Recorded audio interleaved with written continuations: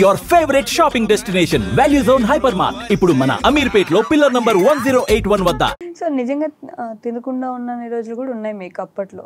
చాలా అండి, చాలా తినకుండా ఉన్న రోజులు ఉన్నాయి. మామూలుగా అప్పుడు థియేటర్లో గేట్ కీపర్ గా పని అంటే మీ నాన్న అప్పుడు కొంచెం సిక్ అండి, అన్ని తాగి సిక్ అయిపోయేవాడు. మళ్ళీ అతను బెడ్ మీద ఉన్నా కానీ అతనికి మందు కావాలనేవాడు అన్నట్టు. అక్కడికి కూడా పోయి తీసుకొచ్చి ఇచ్చేది అన్నట్టు. బెడ్ మీద అంటే బెడ్ మీద ఉన్నప్పుడు అంటే వాళ్ళు దీనికి అలవాటు అయ్యారు కాబట్టి అది అంతే అన్నట్టు. ఆయన అలా ఉన్నాడు కాబట్టి మాకు అలవాటు రాలేదు. అతను అక్కడ పడుకున్నా కానీ మమ్మల్ని అంత స్ట్రిక్ట్ గా పెంచాడు అన్నట్టు, కొట్టేవాడు. అడిగిన వెంటనే ఏది ఇచ్చేవాడు కాదన్నట్టు. ఇప్పుడు నాకు థమ్స్అప్ కావాలి, అప్పుడు థమ్స్అప్ వచ్చేసి 5 రూపీస్. నాకు థమ్స్అప్ కావాలంటే నువ్వు మిల్లులో 4 రోజులు పనికి వెళ్తే నీకు థమ్స్అప్ ఇప్పిస్తా. 4 రోజులు పనికి వెళ్తే 120 రూపాయలు వస్తే ఒక థమ్స్అప్ దాకా డబ్బులు ఇచ్చేయాలన్నమాట. అలా పెంచడం ద్వారానే మాకు ఏంటిది అనేది మనీ విలువ, ఫుడ్ విలువ మాకు తెలిసింది అన్నట్టు.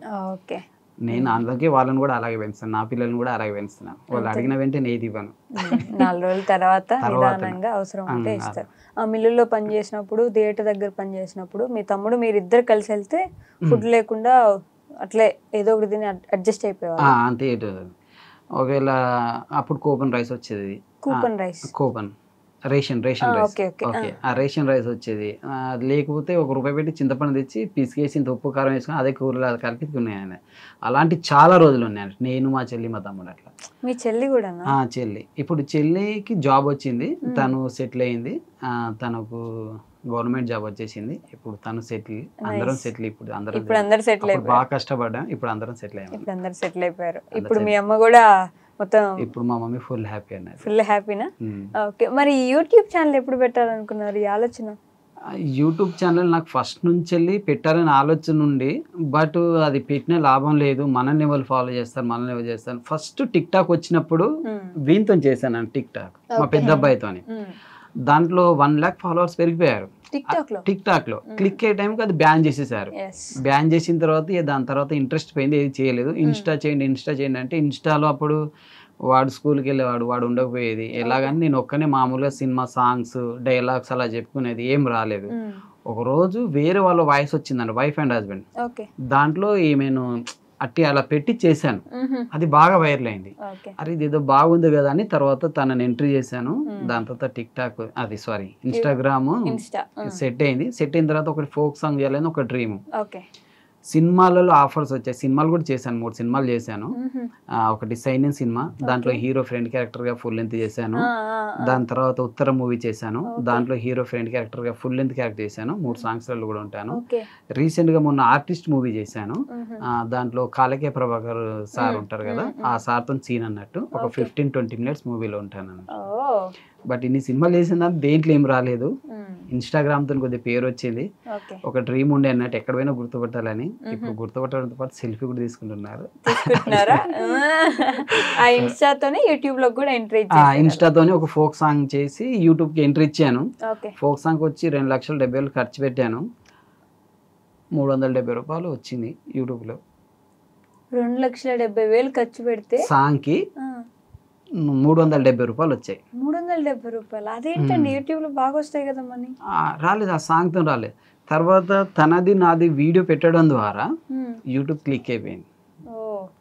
తనే మీ లక్కీ చంప్ అయితే.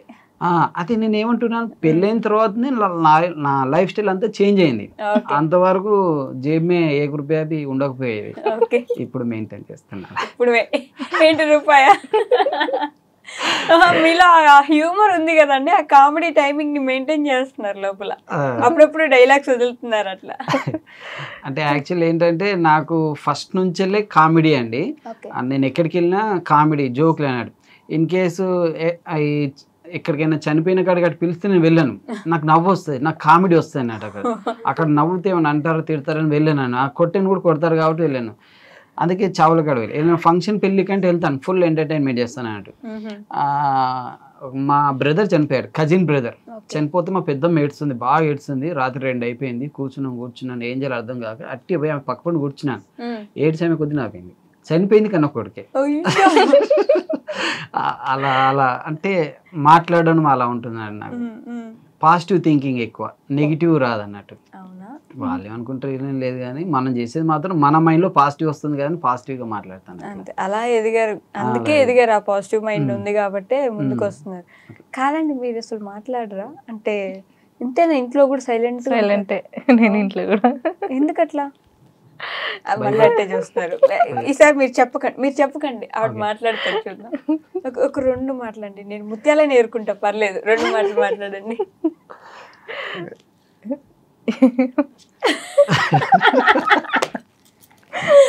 అయ్యో, ఎంత క్యూట్ గా నవ్వుతున్నారు ఇందాక నుంచి. ఒకటే నవ్వు, సేమ్ నవ్వు, ఇట్లే అదేనండి నాకు అన్ని అదృష్టాలు. తమ్ముడు దొరకడం అదృష్టం, భార్య దొరకడం అదృష్టం. ఇది అన్న మెయిన్ ఇది కదా లైఫ్ లో, మెయిన్ ఇది. తోడబుట్టినోడు, కట్టుకున్నోళ్ళు, వీళ్ళిద్దరు కరెక్ట్ ఉంటే హ్యాపీగా ఉంటాం. అంటే మనం ఇట్లా హ్యాపీగా ఉండడానికి రీజన్ వీళ్ళిద్దరు అన్నట్టు అట్లా. ఓకే, యూట్యూబ్ లో ఫస్ట్ బాగా రేజ్ అయిన వీడియో ఏంటి మీకు? 143 143 ఏంటి దాని బ్యాక్ ఎండ్ స్టోరీ ఏంటి? మామూలుగా నేను అన్నం తింటుంటే ఫోన్ వస్తుంది. అంటే దాంట్లో నాకు జిఎఫ్ ఫోన్ చేస్తాయి అన్నట్టు. ఫోన్ చేసినప్పుడు తన ఫోన్ లిఫ్ట్ చేసి నీకు ఫోన్ వస్తుందంటే నెంబర్ లేదు, కొత్త నెంబర్ నుంచి చేస్తున్నాను. తను ఫోన్ అయితే హలో అంటుంది, తన వాయిస్ని మనం షాక్ అయిపోతాం. అయిన తర్వాత చెప్పు అంటాను, తను వింటుంది అండి. స్పీకర్ అని తన చేతిలో సెల్ ఉంటుంది కాబట్టి వింటుంది. దాని తర్వాత నీతో కొద్దిగా మాట్లాడాలంటే సరే చెప్పు. ఇప్పుడు తన ముందట మనం ఎవరు మీరు ఏందని చెప్పలేము, అట్లాంటి తను హట్ అవుతుంది. ఇట్లాంటి మీకు దొరికిపోతాను. సరే చెప్పు అంటే తను నిన్ను ఒకటి అడుగుతాను, 143 అంటే ఏంటి చెప్పావు అని అడిగితే నేను షాక్ అయిపోతాను. 143 అంటే ఐ లవ్ యూ. ఏం చేయాలి అర్థం కాని టైంలో ఈమె 143 అంటే 143 అక్క అంటది. 143 దాకా అంటే అప్పుడు నేను షాక్ అవుతా, అబ్బా ఇంత మంచి. తర్వాత తను అంటుంది 143 అంటే మీకు తెలియదా అంటే తెలిసే, మరి ఎందుకు భయపడుతున్నారు? తను ఫ్రీగా మీ దగ్గర లెక్కలు నేర్చుకుందాం అనుకుంటాను, మీరు నేర్పియద్దు అంటే అదన్నట్టు. అక్కడ నుంచి వెళ్ళి 143 నుంచి వెళ్ళి 143. అందుకే నా పాస్వర్డ్ అన్ని 143 ఉంటాయి. బాగా క్లిక్ అయిందని పెట్టుకున్నారు 143 ఫస్ట్ నుంచి వెళ్ళి 143.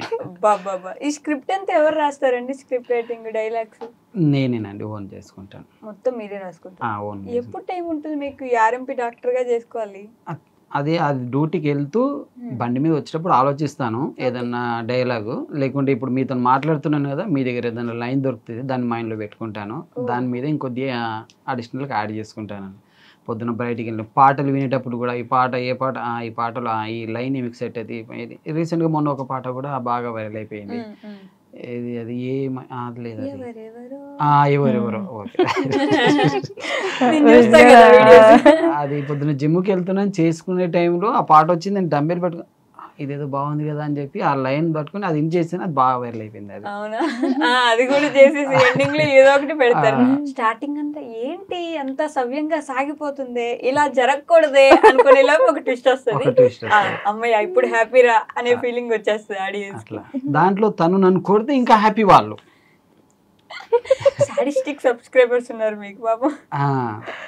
నేను చేసేది మంచిగానే వాళ్ళకి అర్థం కావట్లేదు. ఏదండి మంచి ఏది చెప్పండి మీరు చేసేది? తనకు లైఫ్ ఇచ్చాను, ఇంకోళ్ళకి లైఫ్ ఇద్దాం అనుకుంటాను. ఏంటి ఊర్లో అసలు ఉండే వాళ్ళందరికీ మీరే ఇవ్వాలి లైఫ్. నవ్వుతారు ఏంటండి మీరు సీరియస్ అవ్వకుండా? మీకోసం నేను స్టాండ్. మా ఆయన మంచి పని చేస్తున్నాడని తన నమ్మకం. అది కూడా మంచి పని అనుకుంటారు కదండి మీరు.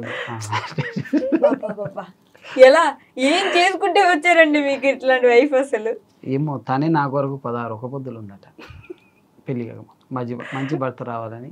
ఇది 10వ తరగతికి ముందే మీరు 16 ఒక్క పొద్దులు ఉన్నారు. వాళ్ళ నాన్నమ్మ చెప్పారట. మీ నాన్నమ్మ అట్లాంటివన్నీ చేపించేసారు. 16 సోమవారాల నుండి వస్తారంటే మంచోడు వచ్చారు. మంచోడు అంటే మామూలు మంచోడు కాదండి, ఇంకా చాలా మందికి లైఫ్ ఇద్దామని వచ్చారు అన్నట్టు, ఒక్కరికి కాకుండా. ఏదైనా మాట్లాడండి మీరు, నాకే వచ్చేస్తుంది ఇట్లా కోపం, మీరేం అనట్లేదు. ఇప్పుడు ఏం కింద కూడా కింద కామెంట్లు వస్తాయి. అక్కడ ఇంటర్వ్యూ కాబట్టి సైలెంట్ గా ఉంది ప్రీతి వదిన, నువ్వు ఇంటికి పోనీకి ఉంటుంది. ఇప్పుడు మన వీడియో కింద కూడా ఇవే కామెంట్స్ వస్తాయి. ఇప్పుడే ఇంట్లో తుప్పటేసి కొట్టేశారండి సైలెంట్ గా రూమ్ లో వేసుకున్నాను. ఇంతవరకు తను నన్ను కొట్టలేదు, నేను తనను కొట్టలేదు, తను నన్ను తిట్టలేదు, తనని నేను తిట్టలేదు. ఇంతవరకు మాకు ఒక చిన్న విషయంలో కూడా డిస్కస్ రాలేదు, లొల్లి లేదు, తిట్టడం అలా ఏం లేదు మా ఇంట్లో. 15 సంవత్సరాల నుంచి చిన్న గొడవ కూడా లేదు తనకు నాకు. అసలు మాట్లాడుకుంటారు ఇంట్లో మీరు? మాట్లాడుకుంటాం. అక్కడికి వచ్చి ముచ్చటైతే వింటాను, అక్కడని ముచ్చటైతే తిన్నాను. వినరా? ఈయన వెళ్ళిపోతారా? వెళ్ళిపోను, సెల్ చూసుకుంటాను, నా పని చేసుకుంటాను.